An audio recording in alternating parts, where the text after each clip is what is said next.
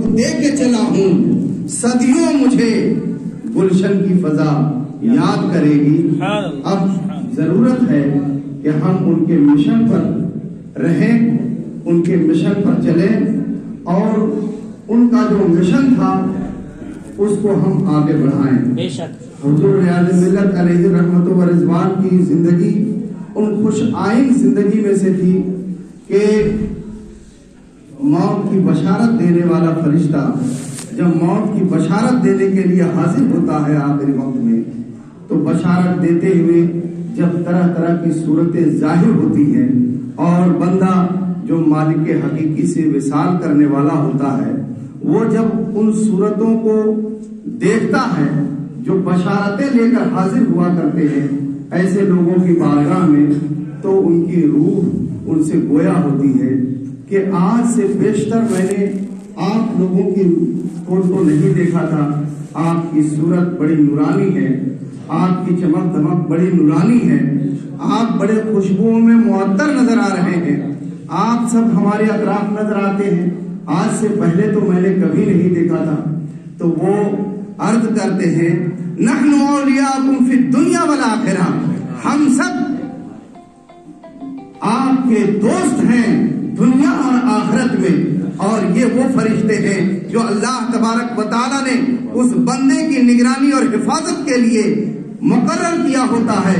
یہ آخری وقت میں ان کے کارنامے جو ایمانی ولولے اور ایمانی جذبات کے ساتھ، ایمانی نورانیت کے ساتھ، عشق رسالت کے ساتھ انجام پذیر ہوتے ہیں، تو یہ فرشتے ان کے سامنے آ کر چاروں طرف حاضر ہو جاتے ہیں اور اپنی نورانیت سے ان کو اپنے اندر ایسا محو کر لیتے ہیں کہ جب وہ عاشق رسول اپنی جان کو قربان کرتا ہوتا ہے تو وہ پیارے جلوے سامنے حاضر ہوتے ہیں اور وہ مالک حقیقی سے وصال کر جاتا ہے، اور جب اس کی روح پوچھتی ہوتی ہے تو وہ پھر ایسی اپنائیت کے ساتھ وہ جواب دیتے ہیں نحن اولیاءکم، ارے آپ کیوں پریشان ہیں، ہمیں پہلے نہیں دیکھا لیکن ہم تمہارے دوست ہیں، اور دوستی صرف وہاں یہاں نہیں بلکہ فی الدنیا والآخرہ، ہم تمہارے دوست دنیا میں بھی ہیں اور ہم تمہارے دوست ہیں۔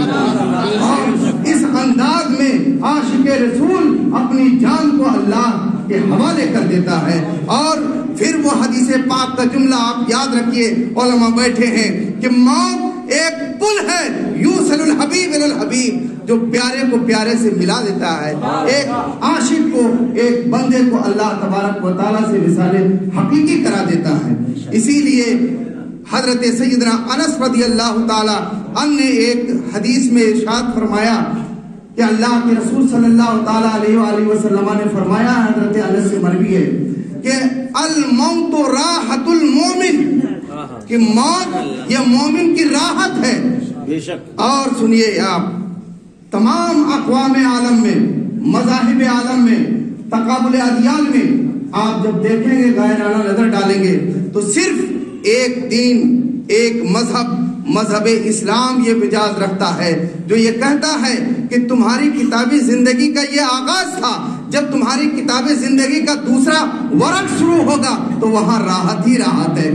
صرف یہ ہے کہ یہ اللہ تبارک و تعالیٰ نے انسان کی زندگی کو دو باتوں کے درمیان محیط کر دیا ہے، ایک یہ ہے دار العمل، اور اس دار العمل میں دو حقوق تمہارے اوپر مسلط کر دیے ہیں، ایک کا نام ہے حقوق العباد اور ایک کا نام ہے حقوق اللہ۔ اگر تم ان دونوں معاملوں میں اپنے آپ کو کامیاب کر لیے گئے تو دار الجزا کی راحتیں تمہارے لیے انتظار کر رہی ہوتی ہے۔ اس تناظر میں ذرا حضور ریاض ملت علیہ رحمت و رضوان کی زندگی کا آپ مطالعہ کریں، ان کی صبح ہو، ان کا شام ہو، ان کا چلنا ہو، ان کا پھرنا ہو، ہر وقت دین اسلام کی ترویج و اشاعت کے لیے اپنے قدم کو وہ اٹھاتے تھے۔ دین میں بیدار ہیں تو دین اسلام کی ترویج و اشاعت کے لیے، رات میں بیدار ہیں تو دین اسلام کی ترویج و اشاعت کے لیے، ان کا لمحہ لمحہ مذہب اسلام کی خوشبو سے معطر نظر آتا ہے۔ ایسے لوگوں کے لیے موت راحت ہے اور دار الجزا ان کے لیے راحت کے سامان لیے ہوئے انتظار کرتی ہے۔ یہ ہے حضور ریاض ملت علیہ رحمت و رضوان کی زندگی۔ بلکہ ہر ایک صحابی رسول نے اللہ کے رسول صلی اللہ تعالی علیہ وآلہ وسلم سے عرض کیا، حضور ای المومنین افضل، مسلمانوں میں افضل کون ہے؟ تو اللہ کے رسول صلی اللہ تعالی علیہ وسلم نے ارشاد فرمایا احسنہم خلقا، مومنین میں افضل وہ ہے جن کا اخلاق سب سے بہتر اور بالا، سب سے اچھا اور عمدہ، ایسے لوگ مسلمانوں میں سب سے بہتر۔ ابھی حضرت علامہ مظفر حسین مصباحی زیدہ مجدہم میں بیان فرمایا کہ جب وہاں حاضر ہوتے تھے تو اپنی ایمانی حرارت کی آواز سے آواز دیتے ہیں، ارے کون ہے؟ صوفی لال محمد صاحب، ارے دیکھو علماء ہیں، کہاں چائے ہے، کہاں پانی ہے، کیا ہے، کس لیے آئے ہیں؟ ان کو جس نے دیکھا ہے، جس نے سنا ہے، جس نے برتا ہے، وہ خوب جانتے ہیں کہ جس مقصد کے لیے جو بندہ وہاں حاضر ہوتا تھا، حضور قاضی شہر کانپور اس مقصد میں ان کے اوپر پورے اترتے ہوئے نظر آتے تھے اور اپنی مراد سے وہ شادکام ہو کر واپس آتے تھے۔ تو ان کا اخلاق بے مثال تھا، ہر ایک کے ساتھ، کیا اپنا کیا بیگانہ، بلکہ ایک جملے میں سمیٹ دوں کہ وہ اسم با مسمہ تھے، جیسے ریاض احمد ان کا نام تھا، احمد کا وہ ایک باغیچہ تھے، جس باغیچے میں ہر طرح کا پھول کھلا ہوا تھا، اخلاق کا پھول، عدل کا پھول اور شانتی کا پھول، امن کا پھول، انصاف کا پھول، جو جیسا جاتا تھا، جس پھول کو سونگنا چاہتا تھا اس پھول کو وہ سونگ لیتا تھا، اپنی مراد سے ہمکنار ہو جایا کرتا تھا۔ ریاض احمد کسی معمولی شخصیت کا نام نہیں، ایک اسلام کے بے باک سپاہی کا نام تھا، ایک سچے اللہ والا کا نام تھا، ایک عاشق رسول کا نام تھا۔ اور پھر یہ کہ حضرت علامہ ریاض احمد حشمتی نے ان حضرات کے حضور میں اپنی زندگی کو گزارا ہے جسے دنیا شیر بے شہر سنت حضرت علامہ حشمت علی خان علیہ الرحمت و رضوان کے نام سے جانتی ہے، جسے دنیا مفکر اعظم حضرت علامہ ریحان رضا خان علیہ الرحمت و رضوان کے نام سے جانتی ہے، جسے دنیا تاج الشریعہ حضرت علامہ اختر رضا خان علیہ الرحمت کے نام سے جانتی ہے، جسے دنیا مفتی اعظم مصطفیٰ رضا خان کے نام سے دنیا جانتی ہے، جسے دنیا مجاہد ملت کے نام سے جانتی ہے، جسے دنیا حافظ ملت کے نام سے جانتی ہے۔ ایسی شخصیات کے جلووں میں تربیت پائی تھی ریاض احمد نے، اس لیے اپنے نام کو انہوں نے اسم مسمہ بنایا اور سراپا اپنے کو ایک باغیچہ بنا لیا تھا کہ سائلین اور حاجت مند آئیں گے اور ہم سے اپنی مراد شاد کام ہوتے ہوئے لے کر جائیں گے۔ انہوں نے اپنی زندگی کو ایسے کامیاب زندگی گزاری تھی، اور وہ وہی صحابی رسول ہیں۔ اللہ کے رسول صلی اللہ علیہ وسلم سے استفسار کرتے ہیں کہ ای المومنین اقیس، اے اللہ کے رسول مسلمانوں میں سب سے زیادہ چالاک اور ہوشیار کون ہے؟ چالاک اور ہوشیار کون ہے؟ اللہ کے رسول صلی اللہ تعالی علیہ وسلم نے ارشاد فرمایا کہ مسلمانوں میں، مومنین میں سب سے زیادہ تیز، ہوشیار، چالاک وہ ہے جو اپنی موت کو یاد کرتا ہے، اللہ استعدادن، اور اس کے لیے تیاری بھی کرتا ہے۔ اور ایک عالم دین جب استحکام کے ساتھ دین اسلام کی ترویج و اشاعت میں لگ جاتا ہے تو گھر کے بچے ان کو اپنی ضرورت کے لیے پکارتے ہوتے ہیں۔ ضرورت ہے کہ بیٹی کہہ رہی ہے کہ فلاں جگہ چلنا ہے، بیٹا کہہ رہا ہے فلاں ضرورت ہے، بیوی کہہ رہی ہے فلاں حاجت ہے، لیکن ان سب کو قربان کرتے ہوئے وہ قوم کی خدمت کے لیے نکل جاتا ہے، رات کی نیندیں قربان کر دیتا ہے۔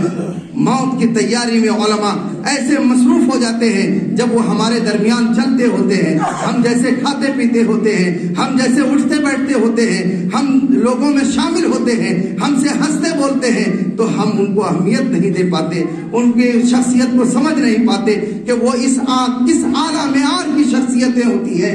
یہ حقیقت میں موت کی تیاری کرتے ہوتے ہیں، یہ علماء ہی ہیں جن کے دل میں خشیت ربانی جلوہ گر ہوا کرتی ہے اور پھر وہ موت کی تیاری میں مصروف ہو جاتا ہے۔ ایک حدیث پاک کا جملہ یاد آتا ہے کہ مومن اس طرح سے ہوتا ہے، الکیس من دان نفسہ وعمل لما بعد الموت، بلکہ چالاک اور ہوشیار وہ ہے جس نے اپنے آپ کو دینداری کے لیے تیار کر لیا ہے اور ان کے کام جو ہوتے ہیں وہ ایسے ہوتے ہیں جو بعد الموت کام آیا کریں۔ اب اس تناظر میں ذرا حضور ریاض ملت علیہ الرحمت و